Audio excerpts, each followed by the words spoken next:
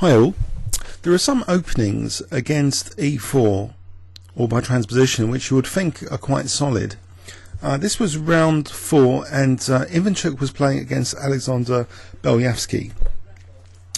And it seems, although it sort of transposed into the Caro-Kann, Ivanchuk was playing very, very aggressively and managed to blast Beliavsky off the board in 25 moves. So how did he do it?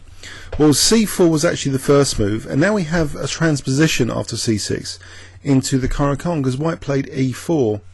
So it's as if, you know, e4, c6, c4, we'd have the same thing.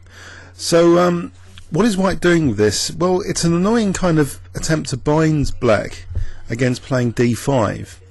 So Beliavsky played d5 anyway, rebelliously, and now Ivanchuk took and now played d4, and this looks like we've transposed into the Panov Botvinnik attack variation against the Caro-Kann. So what's happened is we've swapped the white e pawn for the black c pawn. As a result, you know, white's going to have potential e file pressure, black's going to have potential c file pressure. Often black takes on c4, leaving an isolated queen's pawn here to play on. Well, that's some of the theory of it. But after knight f6, knight c3, we actually have a very early interesting idea, which I'm not really sure is theory. But after bishop g5, basically Ivanchuk is letting his d pawn go, and I don't know the theory.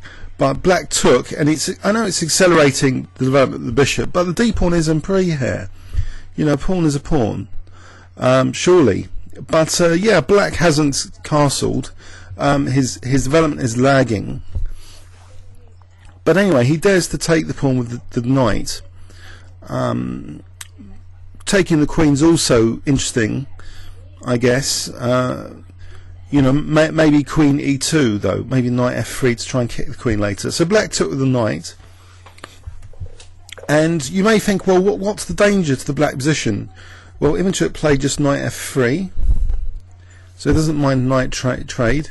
So queen takes on f3. There's a few pieces out, and you know, black's development is still lagging. But is it absolutely critical here? Well, Beliavsky, he thinks, you know, perhaps he can get away with queen c7. So we have this check, bishop d7. Looks solid enough so far. Or does it? So Ivanchuk just castled. So he's completed his development, which I suppose a lot of us, especially when playing against much higher rated players, often we don't even reach this stage where we've got all our pieces out. We've some of the time we've already lost by about move 11 if we're not careful in the opening. But here, okay, white's just lost the d pawn, so the accelerated development means the black king's still in the centre. There's annoying concrete possibilities. If the e pawn moves bishop f6 or g6 bishop f6, so what is black going to do? Is black going to castle queenside? Well, first he actually plays bishop c6. The bishop's pinned though at the moment. It's not really threatening anything. So Ivanchuk just takes on f6, rook ad1, and now it starts to look actually quite grim, because you know, what has actually black done in terms of development apart from move this bishop and move the queen? You know, the rook starting to occupy the central files looks pretty you know, menacing. If this happens, there'll be all sorts of threats, you know, against the black position. There's two pressure points, of course, c6 and f6. So in this position, actually, the move e6 is played, ignoring actually one of these pressure points, f6. So maybe the idea is that after, if say queen takes f6, black, I guess, is forced to play rook g8, and there's a bit of a counter attack going on here on g2, and there doesn't seem anything immediately concrete for white to do here. Okay, so that's an obvious possibility which a lot of us would consider, and maybe try and beat off the g-file attack. But actually Ivanchuk played a very surprising move now, but fairly logical, I guess. If I give you 10 seconds, I wonder if you can spot it. So starting from now. Okay, he played knight d5. So he's just sacking a piece, potentially, but black dare not take it here, I think. E takes check, say bishop e7, queen takes f6, starts to look really unpleasant. Other things start to look really unpleasant as well. I mean, let's have a look at the full horror. Should we bother sticking on an engine? Let's do that as well. So check. Okay, let's say bishop e7, queen f6.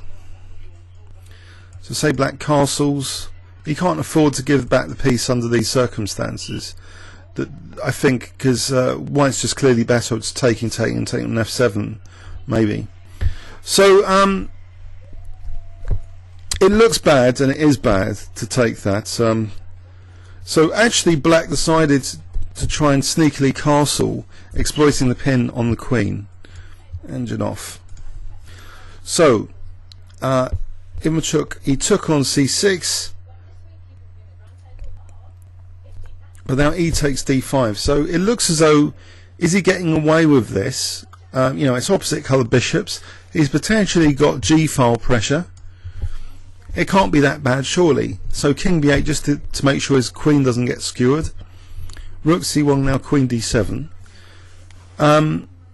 And now actually, it's interesting that this same rook is actually used for rook cd1, not rook fd1. So even though the rook's just come from there, Ivanchuk plays rook cd1, apparently. So after bishop e7, he's got really annoying pressure. I mean, f6 was on there, so black logically defended it. And now we see g3 as sort of prophylaxis, you know, against g-file. But also his back row is not going to fall in for a back row mate as easily. He's given his king a bit of air. So queen c7. And now again the rook returns to c1. So, you know, is this Ivanchuk being content with a draw? Is he going to carry on attacking the queen, or is some variation going to happen here? Well, actually black played queen d7. So you know, what if maybe bishop f7, maybe black gets some counterplay going, or just plays maybe queen d3, just try and get the queens off. So actually Ivanchuk played a relatively interesting move, rook fd1 this time. Okay, now black logically challenges that c file. Now we see here a curious combination. So this is quite interesting that it was so decisive from this position.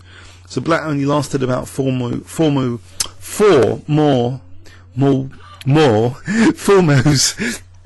Okay, so bishop takes b7 was played.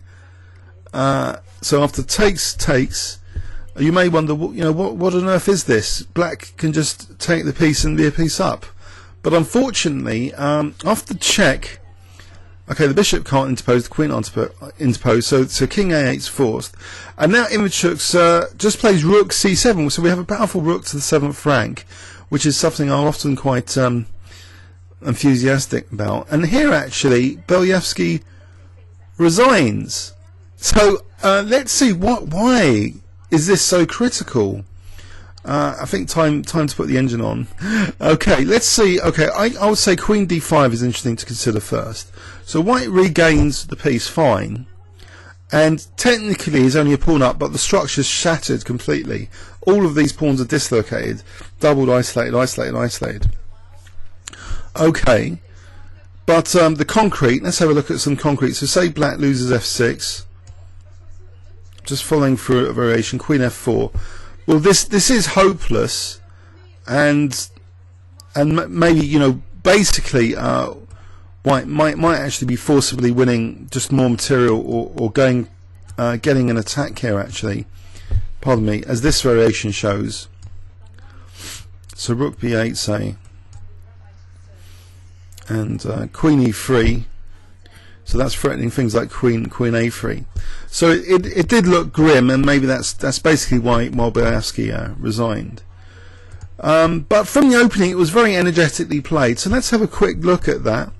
So this binding variation might be an interesting way of playing against the Caro-Kann, sort of Panov Botvinnik transposition, but just casually playing bishop g5, you know, maybe you know, just leaving the d pawn to go to get rapid developments, just castle very quickly, and leave black with major difficulties, wondering whether to try and sack the f6 pawn here, which wasn't even taken, the energetic knight d5 instead. And now, even though it's opposite coloured bishops, white's pressure and really superior pawn structure provides a crushing advantage actually in this variation. So after rook c7, black resigns. I mean, this, in terms of quality of pawn structure, I hope we can all see that white has got stronger pawn islands than black. And not only that, you know, black's really fragmented here with the double pawns and isolated pawns. So he's not only pawns up, he's going to get more pawns, or he's going to attack the black king, in fact, in the variations. I hope you enjoyed that. Please leave any comments or questions on YouTube. Thanks very much.